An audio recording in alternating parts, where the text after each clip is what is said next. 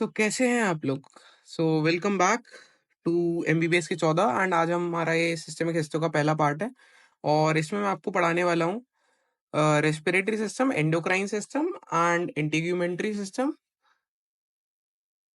Start करते हैं respiratory system से। रेस्पिरेटरी सिस्टम में सबसे पहले आता है ट्रेकिया। ट्रेकिया सबसे पहले ये तो देख लो कि इसको बनाना कैसे, क्योंकि दोनों ही चीजें इंपॉर्टेंट है। एक तो आइडेंटिफाई करना, ठीक है, ऑस्पी के लिए और जो प्रैक्टिकल होता है उसके लिए, एंड उसको बनाना कैसे है, तो दोनों ही आपको आना चाहिए। तो बनाने के लिए आपको थोड़ा थ्योरी पता होना चाहिए। थ्योरी वैसे पता होगा तो आपको वाइवा में भी फायदा ही होगा। इसमें 4 लेयर होती हैं बेसिकली। जब हम इनसाइड टू आउटसाइड मूव करते हैं तो सबसे पहले आते हैं म्यूकोजा, देन सब म्यूकोजा, देन एक हाइलीन कार्टिलेज की लेयर होगा एंड एडवेंटिशिया। तो मैं मेन बेसिक फीचर बता देता हूँ जिससे आप आइडेंटिफाई करोगे। एक तो आपको pseudo stratified ciliated Kalamna epithelium मिलेगा म्यूकोजा के अंदर, वो उससे आप आइडेंटिफाई करोगे। And hyaline cartilage, hyaline cartilage इसका मेन करेक्टरिस्टिक फीचर होगा जो आपको ट्रेकिया में मिलेगा। इसको एक्चुअली माइक्रोस्कोप में कैसे दिखेगा, ये ऐसा कुछ दिखेगा आपको। एंड ये जो जितना भी दिख रहा है, जितने सेल्स हैं, ये बेसिकली आइसोजिनस सेलनेस होता है। और हमने पुरानी वीडियोस में हमारा हाइलीन कार्टिलेज कवर किया ही था, तो ये बेसिकली वही है। एंड ये जैसे ही आपको दिख जाए तो भाई ट्रे के आगे लगा के चले जाना, ठीक है, ट्रे के लिख के चले जाना। अगला है, ये थ्योरी है, ठीक है, थ्योरी आपको ये नोट शेयर हो जाएंगे तो आप उससे पढ़ सकते हैं। फिर ना बेसिकली आइडेंटिफिकेशन के लिए तो बस स्यूडोस्ट्रैटिफाइड सीलेटेड कलमना एपिथेलियम एंड बीच में कुछ ग्लैंड्स मिल जाएंगे सब म्यूकोजा में, एंड देन हाइलीन कार्टिलेज। और तीसरा एडवेंटिशिया। एडवेंटिशिया आपको दिखे ना दिखे कोई फर्क ज्यादा पड़ेगा नहीं। अगला आता है लंग्स। अब लंग्स के अंदर, लंग्स के अंदर आपको पहली बात बनाना कैसे है ये देख लो, ठीक है। इसमें क्या क्या दिखेगा, एक तो आपको दिखेगा intrapulmonary bronchus. Intrapulmonary bronchus basically जो लंग्स के अंदर ब्रोंकस है वो होगा, ठीक है। एंड इसकी भी वही लेयर्स हैं, म्यूकोजा, सब म्यूकोजा, हाइलीन कार्टिलेज, एडवेंटिशिया, ठीक है। एंड फर्दर लंग्स के अंदर आपको बेसिकली देखना है स्पेसेस, बड़े बड़े स्पेसेस दिखेंगे which are line by squamous epithelium, ठीक है। स्क्वामस सेल्स उसको लाइन कर रहे होंगे। एंड एक टर्मिनल ब्रोंक्यूल भी दिख सकता है। टर्मिनल ब्रोंक्यूल में बेसिकली स्मूथ मसल ज्यादा दिखती है, ठीक है, पेरीफेरी में स्मूथ मसल दिखती है। एंड सिंपल कलमना एपिथेलियम इसका लाइनिंग होता है। फिर और आपको थ्योरी में बताने के लिए आप बता सकते हो कि आपको रेस्पिरेटरी ब्रोंक्यूल दिख रहा है, then alveolar duct, alveolar sac, वो सब चीजें। फिर ना मेन एल्वियोलाई से आप आइडेंटिफाई कर सकते हो। तो आप देखते हैं दिखता कैसे एक्चुअली, ठीक है। ऐसा कुछ आपको लंग का इमेज दिखेगा। एंड ये जो स्टार शेप्ड है अंदर, इसका ल्यूमन स्टार है, टर्मिनल ब्रोंक्यूल है, ठीक है। टर्मिनल ब्रोंक्यूल आप ऐसे आइडेंटिफाई कर सकते हो। फिर ना जो ये एयर फिल्ड स्पेसेस हैं बेसिकली आपको खाली खाली दिखेंगे, एंड ये एल्वियोलाई है। देन एक और माइक्रोस्कोपिक इमेज है जो आप देख सकते हैं, इसमें और भी ज्यादा क्लियर दिख रहे हैं, ठीक है। तो ऐसे हम आइडेंटिफाई करते हैं लंग को। नाउ नेक्स्ट स्लाइड पे बढ़ते हैं, ये उसकी थ्योरी है, आप देख लेना, ठीक है। और कोई भी स्क्रीनशॉट लेने की जरूरत नहीं है क्योंकि सारे नोट्स हम ऑलरेडी टेलीग्राम पे डाल चुके हैं। अब एंडोक्राइन ग्लैंड स्टार्ट करते हैं। एंडोक्राइन ग्लैंड में पहला आता है थायराइड ग्लैंड, ठीक है। थायराइड ग्लैंड में आपको क्या क्या करना है, क्या क्या देखना है। एक तो आपको फॉलिकुलर, बेसिकली इसमें कुछ नहीं है, कोलॉइड फिल्स आपको फॉलिकल्स बनाने हैं, ठीक है। ये फॉलिकल्स डिफरेंट साइजेस के हो सकते हैं। एंड इन फॉलिकल्स को के बीच में जो ये स्पेस है इसमें पैराफॉलिकुलर सेल्स दिखेंगे, ठीक है। एंड पैराफॉलिकुलर सेल्स का एक इंपॉर्टेंट फीचर होता है कि ये they share the common basement membrane with the cells of the follicles. जो फॉलिकल्स के सेल्स हैं उसके साथ ही ये अपना शेयर कर रहे होते हैं बेसमेंट मेम्ब्रेन, ठीक है, पैराफॉलिकुलर सेल्स।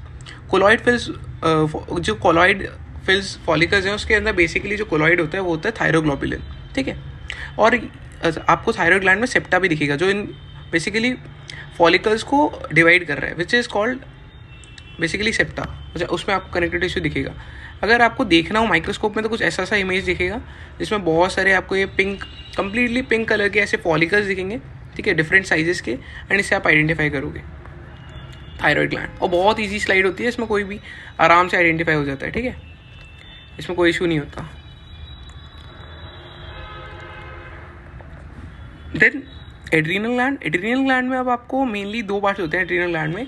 जो बाहर की तरफ है that is adrenal cortex and अंदर इज एड्रीनल मेड्यूला। अब एड्रीनल कॉर्टेक्स की फर्दर 3 लेयर्स होती हैं एंड उसके भी बाहर कैप्सूल होते हैं। एड्रीनल ग्लैंड में भी कैप्सूल में आपको मिलेगा। कैप्सूल में कुछ नहीं होता, कनेक्टिव टिश्यू रहता है, डेंस फाइब्रस कनेक्टिव टिश्यू रहता है एंड ब्लड वेसल्स रहेंगी।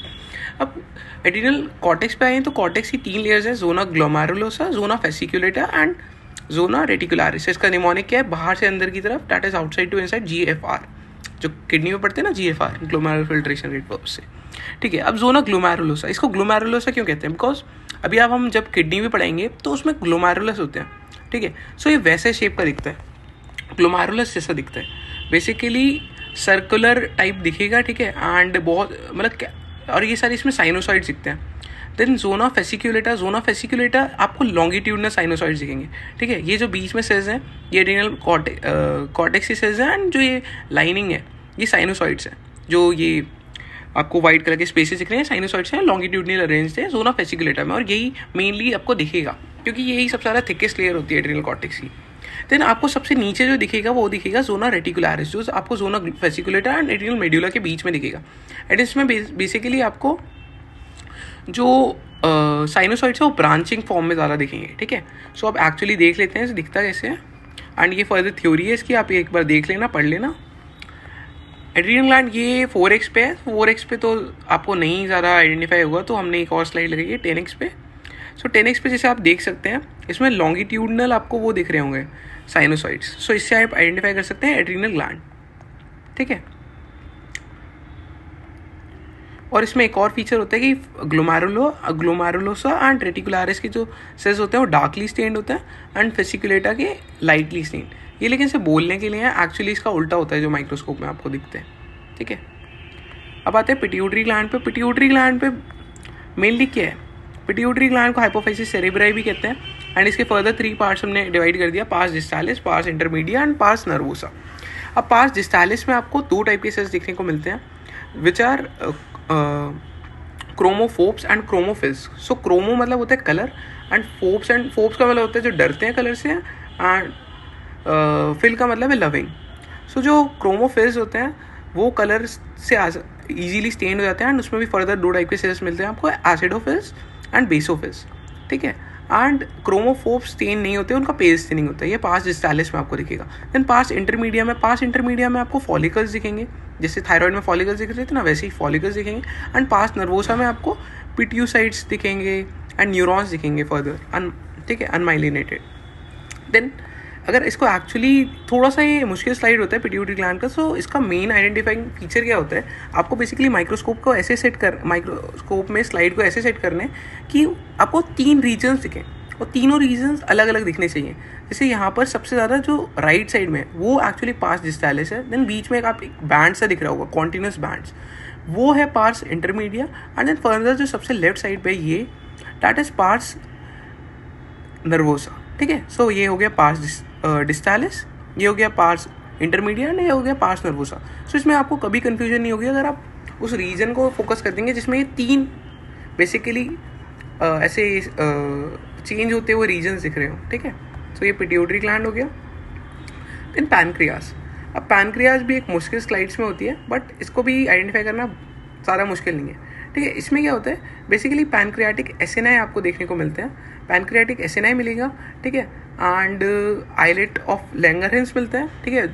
एंड आपको बीच में एक सेप्टा भी दिखेगा, ठीक है, जो इसको डिवाइड कर रहा होगा डिफरेंट लोब्स में बेसिकली। अब इसको अगर हमें स्लाइड में माइक्रोस्कोप में दिखना हो तो कैसा दिखेगा, कुछ ऐसा दिखेगा जहाँ पे कुछ डार्कली स्टेन्ड सेल्स होंगे एंड एक ग्रुप में लाइटली स्टेन्ड सेल्स होंगे। जो लाइट स्टेनिंग वाले हैं वो एक्चुअली होता है आइलेट ऑफ लैंगरहैंस, ठीक है, जो आपको कम दिखेगा। मेनली तो वो आइलेट ऑफ लैंगरहैंस तो 1 to 2% ही होते हैं पैनक्रियास में, सो वो ज़्यादा दिखते भी नहीं। मेनली पैनक्रियाटिक एसिनस आपको देखने को मिलते हैं, एंड जो ये दिख रहा है ये डक्ट जो दिख रही है दैट इज इंटरलोब्यूलर डक्ट, ठीक है। एंड ये फर्दर एक लाइन डायग्राम है जिससे आप समझ सकते हैं कि इन सेल्स में जो पैनक्रियाटिक एसिनाई के सेल्स हैं उसमें अपाइकल एसिडोफीलिया एंड बेसल बेसोफीलिया मिलता है, एंड सब सेंट्रल न्यूक्लियर दिखता है, ठीक है। एंड इनका ल्यूमन बहुत छोटा होता है। एंड इसका एक और फीचर होता है जो इनके ल्यूमन है उसमें बीच में थ्योरी वाला पॉइंट है, पूछ लेते हैं कई बार। सो सेंट्रो एसिनर सेल्स मिलते हैं, ठीक है, एडिट करते हैं। सो इनके एक फीचर है जो वाइवा में बहुत पूछते हैं, that is centroacinar cells. Centroacinar cells basically duct के स्टार्टिंग में मिलते हैं, है ना, एंड बट सो इतना काफ़ी है। देन इंटीग्यूमेट्री सिस्टम में आपको स्किन मिलेगा, basically thin skin and thick skin में आपको आइडेंटिफाई करना होगा, डिस्टिंग्विश करना होगा। सो थिन स्किन बेसिकली क्या है, थिन है भाई, थिन कैसे है, ठीक है। तो जो इसमें स्ट्रैटम कॉर्नियम है एंड फर्दर जो एपिडर्मिस की लेयर्स हैं वो बहुत कम होती है, एंड स्ट्रेटम लूसिडम तो एब्सेंट ही होती है। सो पता है हमें स्किन कैसे डिवाइडेड है, basically epidermis and dermis. So epidermis की फर्दर हमें सारी लेयर्स पता है, stratum basale, spinosum, granulosum, lucidum thick में होती है, नहीं इसमें नहीं होती, स्ट्रेटम कॉर्नियम। अब इसमें एक और फीचर है जो आपको देखना होगा, जो मेनली आप देखोगे थिन स्किन को आइडेंटिफाई करने के लिए, that is hair papilla. Hair papilla, and जो उसके साइड में ही आपको ना एक ग्लैंड मिलेगा, that is sebaceous gland, along with the arrector pili muscle. ठीक है, ये थिन स्किन का हो गया। थिक स्किन में ऐसा कुछ नहीं दिखता। थिक स्किन में एक तो मोटी लेयर होगी कॉर्नियम की, स्ट्रेटम लूसिडम भी आपको देखने को मिल जाएगा। ठीक है, एंड देन यहाँ पे कोई भी हेयर फॉलिकल नहीं मिलेगा, बस यहाँ पे स्वेट ग्लैंड्स में आपको मिलेंगे, एक्सक्रीटरी डक्ट मिलेगी एंड सिक्रीटरी डक्ट मिलेगी। अच्छा, ये भी पूछ लेते हैं कौन सा पार्ट ज़्यादा डार्कली स्टेन होता है। जो एक्सक्रीटरी डक्ट वाला पार्ट होता है वो डार्कली स्टेन होता है, जैसे आपको इस डायग्राम में भी दिख रहा होगा, एंड जो सिक्रीटरी पार्ट है वो लाइटली स्टेन होगा। ठीक है, अब इसको माइक्रोस्कोप में डिस्टिंग्विश कर लेते हैं, तो दोनों आप अगर एक साथ देखेंगे तो आपको थिन स्किन में एक pilosebaceous unit, that is the hair follicle itself, जो हेयर फॉलिकल है वो दिख रहा होगा, जहाँ से हेयर इमर्ज करता है। एंड थिक स्किन कहाँ होती है, जो पाम्स और सोल्स पे होती है ना, वहाँ पे तो वहाँ से तो कोई हेयर नहीं निकल रहा, तो यहाँ पे आपको नहीं मिलता हेयर फॉलिकल। एंड देखो ये जो केराटिन की लेयर है, दैट इज स्ट्रेटम कॉर्नियम, ये भी काफ़ी थिक होती है। एंड फर्दर इसके अगर आपको पॉइंट्स पढ़ने हो थ्योरी के लिए तो आप इसका यूज़ कर सकते हैं। एंड आई डोंट थिंक कि इस वीडियो के बाद आपको ज़रूरत पड़ेगी किसी और वीडियो की। So thank you.